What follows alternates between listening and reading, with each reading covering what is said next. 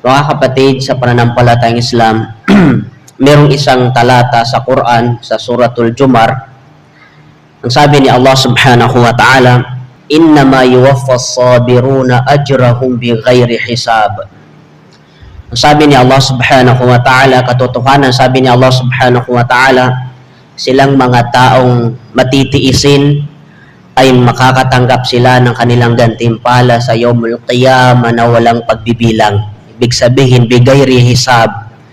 Walang kalkulasyon yung gantimpala ng isang tao na mapagmatiisin kay Allah subhanahu wa ta'ala. Isa ito sa gawain ng tao dito sa mundo na hindi alam kung ano ang magiging kabuuang gantimpala niya, maliban na lang na si Allah subhanahu wa ta'ala ang magkakaloob sa kanya ng gantimpala na walang pagbibilang.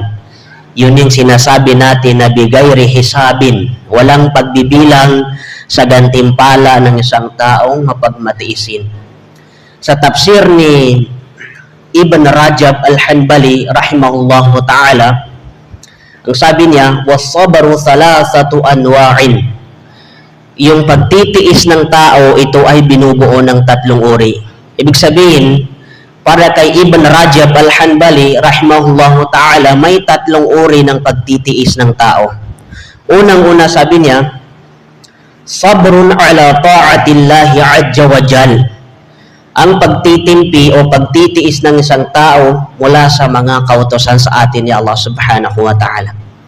Ibig sabihin, nagtitiis yung isang tao sa mga gawain na ito ay pagsunod sa mga kautusan ni Allah subhanahu wa ta'ala, kahit na ito ay minsan ay labag sa kanyang kalooban o mabigat sa kanyang damdamin na sundin itong mga kautusan na ito, subalit dahil sa meron siyang katangian na nagiging matiisin siya kay Allah subhanahu wa ta'ala, ay ginagawa na yung mga bagay na yun.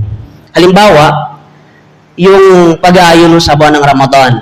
Yung taong may pagtitimpi kay Allah subhanahu wa ta'ala ay kahit na mainit, mahirap, nakakagutom, nakakauhaw, yung pag-aayon sa buwan ng Ramadan, dahil sa pagsasabar natin ala ta'atillahi ta'ala, ay ginagawa natin yung pag-aayon sa buwan ng Ramadan. Pangalawang halimbawa natin, yung pagdarasal natin ng 5 beses sa isang araw. Kung hindi tataglay ng isang mananampalataya kay Allah subhanahu wa ta'ala, yung sabar ala ta'atillahi azza wa jal, sa pamamagitan ng pagdarasal ng 5 beses, tunay na hindi niya magagampanan ito ng perfectly, ng ganap. Bakit? Kasi yung taong nagdarasal ng 5 beses, dahil sa meron siyang pagtitimpi sa kanyang sarili, kahit na nahihirapan siyang bumangon, nahihirapan siya sa kung paano niya i-manage ang kanyang trabaho at kung paano niya gampanan yung 5 beses na pagdarasal, ay ginagawa na yung kahit na nahihirapan siya. Kahit na nahihirapan siya gumising sa Salatul Fajr, dahil sa mayroon siyang sabar sa kanyang sarili, ay bumabangon pa rin siya at nagsasagawa pa rin siya ng Salatul Fajr. Yun yung mga ilan sa halimbawa ng pagtitiis ng isang tao sa pagsunod kay Allah subhanahu wa ta'ala. So, kinakailangan natin na magkaroon tayo ng pagtitimpi sa ating mga sarili, sabar, kung paano natin sundin ang kautusan ni Allah subhanahu wa ta'ala. Pangalawang uri ng sabar, sabi ni Ibn Rajab al-Hanbali rahimahullahu ta'ala, ay wasabrun an maharimillah. Yung pagsasabar ng tao mula sa mga ipinagbabawal sa atin ni Allah subhanahu wa ta'ala o tinatawag natin na haram. Kasi bakit? Kung hindi tataglayin ng isang tao yung sabar, marahil kaya't maraming mga tao na hindi nila naiiwasan na magawa nila yung mga haram sapagkat hindi nila natitiis yung mga bagay na yun.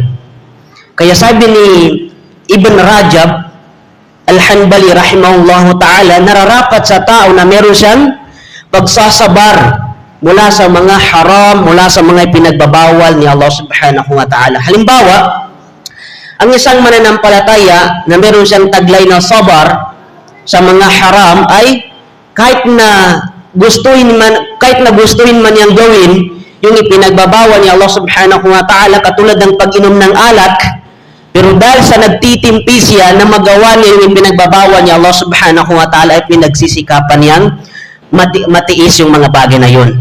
Kahit na halimbawa sabihin natin na naging ano na siya, naging kaugalian na niya, yung pag-inom ng alak, pero dahil sa meron siyang sabar, mula sa mga haram, mula sa mga pinagbabawal ni Allah subhanahu wa ta'ala, ay pinipilit niya itong layuan. Katulad halimbawa ng paggawa natin ng mga haram o di kaya pagtingin sa mga ipinagbabawal ni Allah subhanahu wa ta'ala. Kasama yan sa pinagtitiisan ng tao dito sa mundo. Kasama yan sa tinatawag na sabar, kung paano pangalagaan ng isang tao ang kanyang mata, ang kanyang katawan upang siya'y makalayo sa mga maduduming gawain o tinatawag na zina.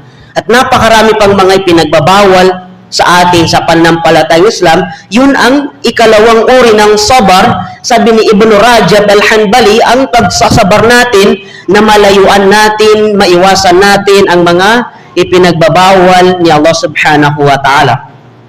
Pangatlong uri ng sabar, wa sabrun ala aqdarillahi al-mu'limah. Ang pagsasabar ng tao mula sa mga kapalaran na itinakda ni Allah subhanahu wa ta'ala sa atin na ito ay maaring hindi nagugustuhan ng tao.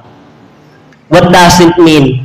Meron kasi mga kapalaran na may mga tao na hindi nila ito matanggap. May mga qadar na hindi nila matanggap at sasabihin nila, bakit kaya ako naggaganito? Bakit kaya ako binigyan ng Allah na ganitong buhay dito sa mundo o ganitong pagsubok dito sa mundo? So isa yun sa pinagtitiisan ng tao kung paano niya tiisin at tanggapin ang kapalaran na ipinagkaloob sa kanya ng Allah subhanahu wa ta'ala dito sa mundo, maski na ito ay labag sa kanyang kalooban. Maski na ito ay hindi katanggap-tanggap sa kanya, subalit dahil sa meron siyang tinatawag na sabar sa kanyang sarili ay tinitiis na ito para kay Allah subhanahu wa ta'ala. Halimbawa, kasama sa pagsasabar ng tao dito sa mundo, yung mawalan ka ng mahal sa buhay. Isa ito sa pinakamasakit. Lahat natin ay nakakaramdam ng ganitong uri ng sakit.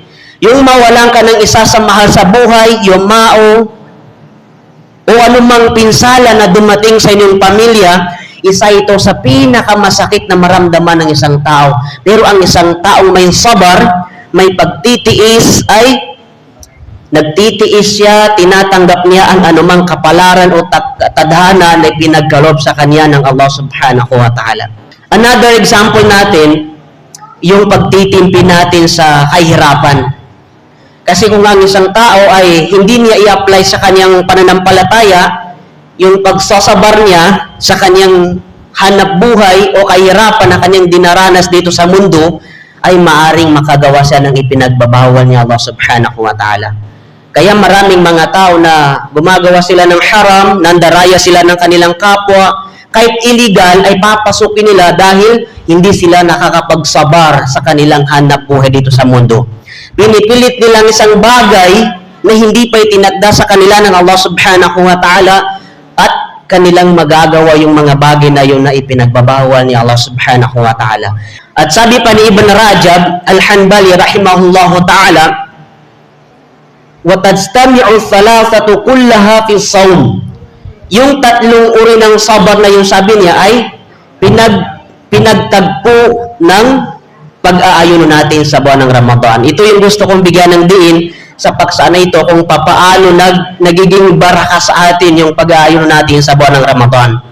Yung tatlong uri ng sabar, sabi ni Ibn Rajab al-Hanbali rahimahullahu ta'ala, ay pinagtagpo niya dito sa pag-aayuno natin sa buwan ng Ramadan sapagkat sabi niya, فَإِنَّ فِيهِ صَبْرًا عَلَى طَاعَةِ اللَّهِ. Sapagkat sa pag-aayuno natin sa buwan ng Ramadan, ito rin ay may pagtitimpi mula sa mga kautusan ni Allah subhanahu wa ta'ala. Halimbawa, sa pag-aayuno natin sa buwan ng Ramadan, ginagawa natin yung mga alituntunin ng pag-aayuno sa buwan ng Ramadan at iniiwasan natin yung mga bagay na makakasira sa ating pag-aayuno bilang pagsunod natin kay Allah subhanahu wa ta'ala. Wa sabran amma harramallahi ala sa'im. At nandiri dito rin sa buwan ng Ramadan yung pagsasabar ng tao mula sa mga ipinagbabawal ni Allah subhanahu wa ta'ala min syahawatin, sa kanyang mga pagnanasa sa mga bagay na makakasira sa kanyang pag-aayuno. Wa sabran ala ma yahsulu lis-sa'imi min alimil ju'i wal atas wa da'fin nafs wal badan.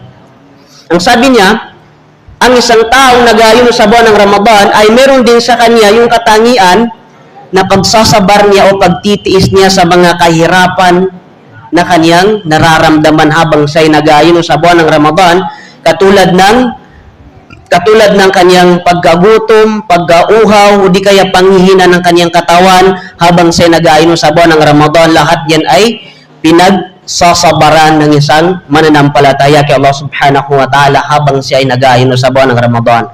Sapagkat hindi lingid sa kaalaman natin mga kapatid, kapag ang isang tao ay nag-aayuno sa buwan ng Ramadan, hindi lang pagkain o pag-inom ang iniiwanan ng isang tao, di kay pakipagtalik sa kanyang asawa sa umaga ng Ramadan. Kahit yung mga bagay na ito ay hindi ka nais-nais, katulad ng pananalita natin ng masama, paninigaw natin sa kapwa natin, yung mga masasamang salita na lumalabas sa bibig natin, kasama yan sa pinag-ayunuhan ng isang tao.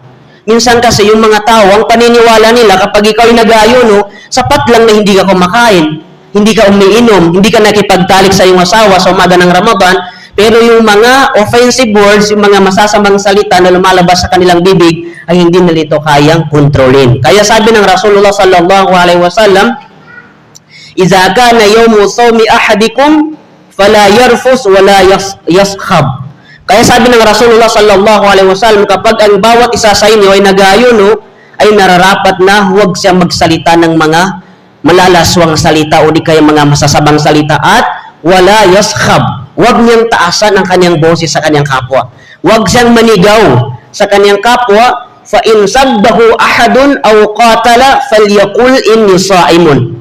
At kung merong mga isang tao na gusto niya makipagtalo sa kanya, gusto niya makipagbubugan sa kanya, anumang mga masasakit na gawain, ay sasabihin ng tao na yun na inni sha'imun. Katotohanan ako ay nag-aayuno. Sa isang hadis ng Rasulullah sallallahu alaihi wasallam, kanyang sinabi, "Man lam yada' qawla az-zur wal 'amala bih falaysa lillahi hajjatun fi ay yada'a ta'amahu wa syarabahu." Kung sino man anya, sabi ng propeta sallallahu alaihi wasallam, ang hindi niya iwanan ang mga kasinungalingan habang siya'y nag-aayuno, at yung pagsasagawa ng mga masasamang bagay, paggawa ng mga masasamang bagay habang siya'y nag-aayuno, ay falaysa lillahi hajjatun fi ay yada'a ta'amahu wa syarabahu, ay hindi nangangailangan si Allah subhanahu wa ta'ala sa kanyang pag-iwan niya sa kanyang pagkain at pag-inom niya sa umaga ng Ramadan. Subhanallah. Ibig sabihin, hindi kailangan ni Allah subhanahu wa ta'ala yung fasting ng tao na hindi niya iniiwanan yung mga kasinungalingan at paggawa ng mga kasamaan, ay hindi nangangailangan si Allah subhanahu wa ta'ala sa kanyang fasting. Mga kapatid sa pananampalatayang Islam, dito sa buwan ng Ramadan ay mas lalong kinakailangan ng isang tao ang tinatawag na sabar, sapagkat kung ang isang taong nag-aayuno sa buwan ng Ramadan ay hindi niya gagampanan o hindi niya isakatuparan ang tunay na kahulugan ng sabar, marahil magagawa niya yung mga ipinagbabawal sa kanya ni Allah subhanahu wa ta'ala at yung mga bagay na makakasira sa kanyang pag-aayuno sa buwan ng Ramadan.